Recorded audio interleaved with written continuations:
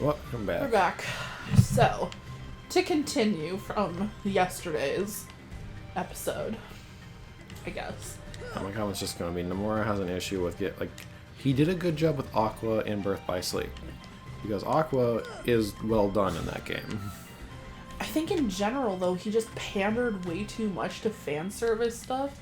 Because, like, Shion dying, Roxas dying, like, that was all extremely, extremely important emotional stuff for the fucking story. And, like, especially for Shion, it literally makes no sense for her to exist in the world still. And for people to know who she is still. Because she was erased from everybody's memories. Like, it doesn't make any sense. Yeah, basically especially because it doesn't explain how they got their memories back of her. Because she was written after the fact, and just Jesus Christ. It's just the series. Like I said this in the last episode too. I'm gonna say it again now. The series is literally a series of wasted potential. It's also got an issue that I think is that people have noticed that happened with the new Star Wars trilogy. It's not planned out. No. Because So I think it could have been really good if they had planned shit out, but they didn't. Yeah, no, exactly. I mean, like, one of the things, like, Birth by Sleep, that's a prequel game. And I think it's in, like, 3 or something where they're like, oh, this is Master Aqua. She actually met Kairi on this planet, on a different world. It's like, I'm sorry, I don't remember. My memories of those days are fuzzy. Yeah, because they weren't actually there originally. But I trust them. They retroactively added Aqua to your backstory. And that's just the problem, because Nomura's not planning any of this out. No. If he is, he's doing a very crappy job at integrating anything into, weaving anything together. But it's like... I'm not trying to shit on the series. Like, I'm definitely not trying to shit on the series, because I still consider it one of my favorite video game series of all time. However, I think part of liking something is being able to also look at it from a critical perspective and say there are definitely problems with it. And with Kingdom Hearts, like, especially narratively, it's just fucking garbage. Like, it's garbage. I'm sorry, but it is. That's not to say, again, that I don't enjoy it, because I do, but, like, he just didn't do a good job with a lot of stuff. And it makes me sad, because the whole concept of the series is really fucking cool. You know? It is, and, like, one, I just wish there was more, like, for a crossover between Final Fantasy and Disney, there's not a lot of actual Final Fantasy crossover. No. So I would appreciate a bit more attention on the Final Fantasy side of things. Yeah. But even ignoring that, like, I can't remember where to go. This world is just a jumbled mess for me. Into the butthole. But, like, another thing that just kind of bothers me with the series one is, like, it's really just, I don't know if misogyny is the right word, but it's that you spend time, like, you have Aqua, out of the entire group by the third game, 2 of them are Keyblade Masters, Riku and Aqua. Aqua is almost, like, is borderline worthless narratively, though. And also, that specifically with the Keyblade Master thing bothers the living fuck out of me, because, like, so you're telling me that Riku, who literally allowed himself to be possessed by darkness, is worthy to be a Keyblade Master, but Sora isn't because he, like, was tricked into being, like, tracked by the organization? It's like, so you're seriously telling me that Sora, who's literally saved the universe multiple times now, isn't worthy of being a Keyblade Master? Well, to be fair, I think that point was actually done pretty well in Kingdom Hearts and Dream Drop Distance. No, I'm not disagreeing. I think they handled it really well, but at the same time, I don't understand how he wasn't already a Keyblade Master.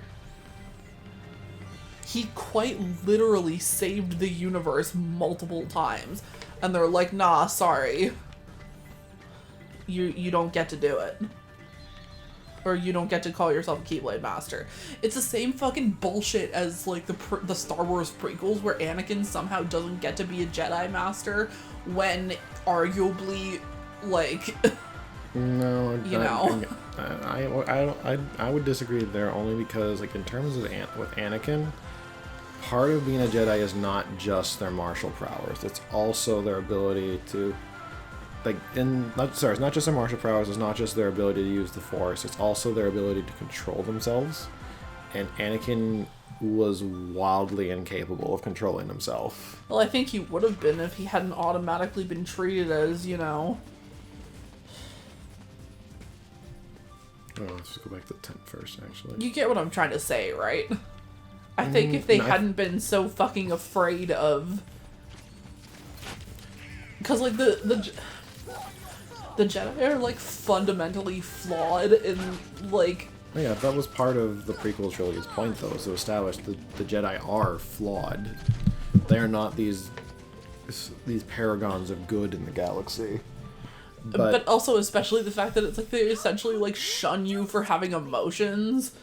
Like, it's bullshit.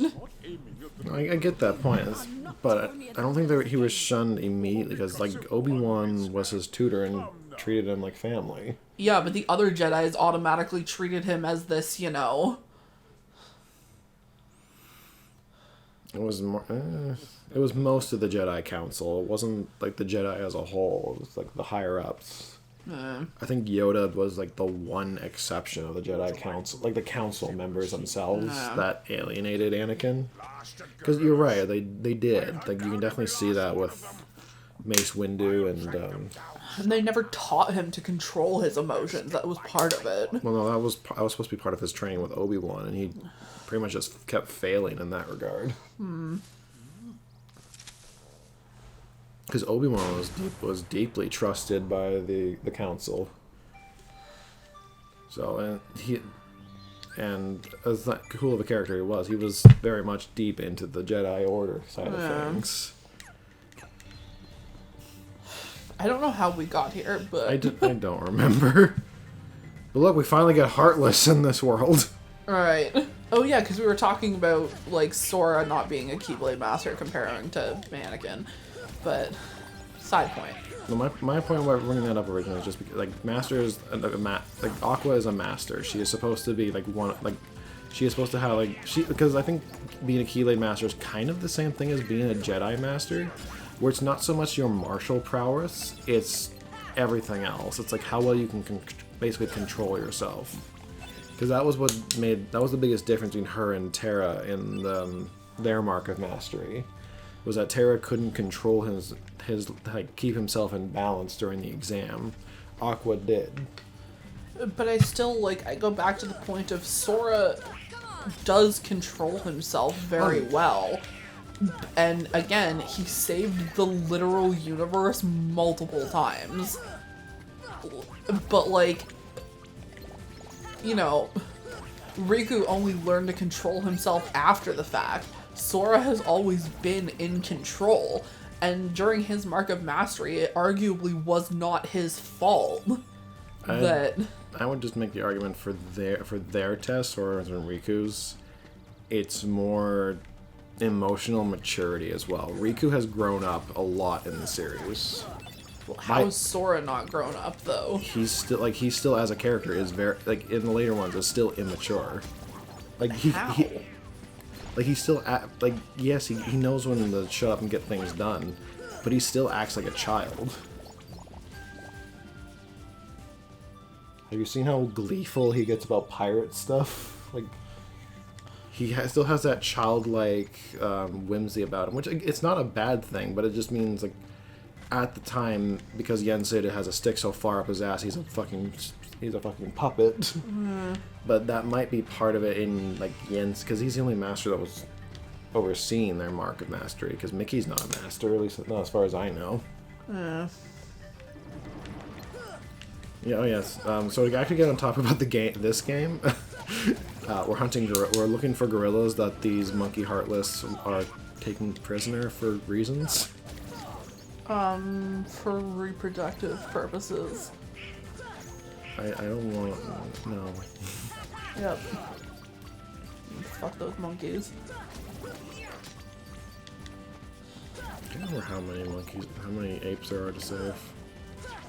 Oh fuck, I hate these ones. I love them. They're so cute. Well, it's not that it's not that they're designed. No, I know. Like, it's that if you... Like, they're annoying. they'll... Like, if I didn't beat it up, it would just start grabbing the money that's on the floor. Yeah. And I need my money. Actually, do I need my money in this game? Kind of, but not really. I think at the most I need to buy it, because this game's not that hard. I'm playing on standard. Yeah. Oh, fuck these ones.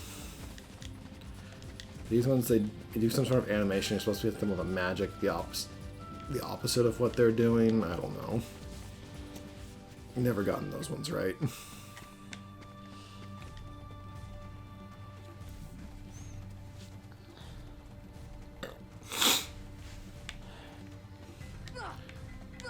Another point I was just going to make about what kind of relates to Aqua's. Again, this is spoilers for Kingdom Hearts 3. If you care, I'm sorry, but we'll get to that when we really actually don't care. When we get to the Kingdom Hearts 3. Eventually. But part of it is like they make up this point that Kairi is going to be like, because another thing they do in these games, they like to do in these games, is make trios. Like there's Sora, Riku, and Kairi, Roxas, Shion, and Axel, Terra, Aqua, and Ventus. And it's always there's one girl and two boys. Yeah.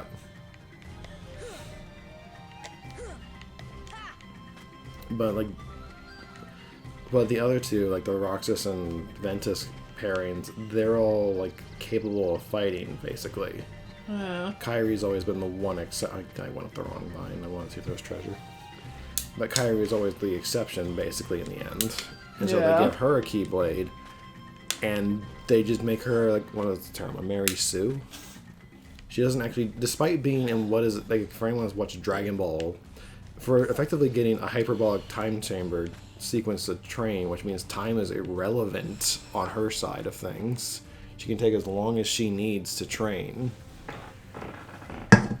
Yeah. But they still make her effectively worthless. Because Mora doesn't care. Hell, they give her her own game, which is apparent. I haven't played it yet. It's the rhythm one. Melody of Memory. Yeah. They give her own game, and her final boss has to be fought by Sora, or a version of Sora that she remembers, or whatever it was. Yeah. They couldn't let Kairi have her own game where she does her own thing. Yeah. And even in I think there was the Remind DLC actually gives you an option to have one fight as Kairi, and I think it was seems like the hard choice because her moveset's apparently quite a bit different than Sora's. Yeah. And it's one of the later fights so you're basically fighting a high-end enemy with a character you've never used before. Lovely. Give the girl a break.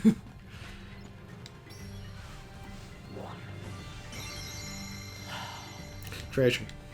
Treasure. I think I have to go this way. I don't know. It's okay. This world just seems confusing, and I don't know why. Because it is. It's badly laid out. And...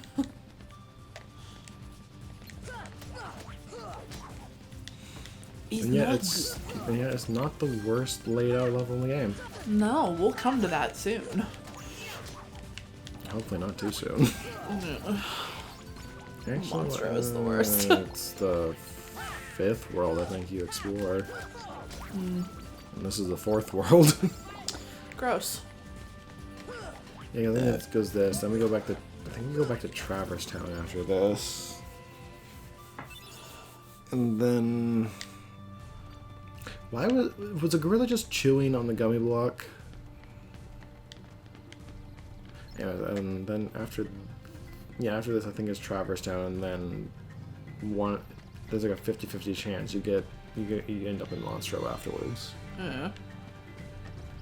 I can't remember where I'm supposed to go now. Into the anus. Into the anus. Yeah.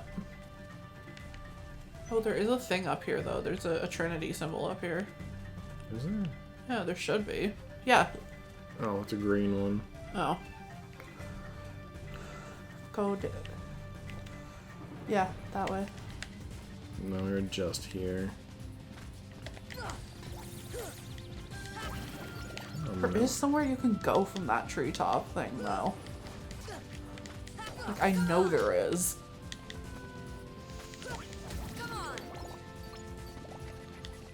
Why must this world be so confusing? Tarzan wasn't that confusing of a movie to follow.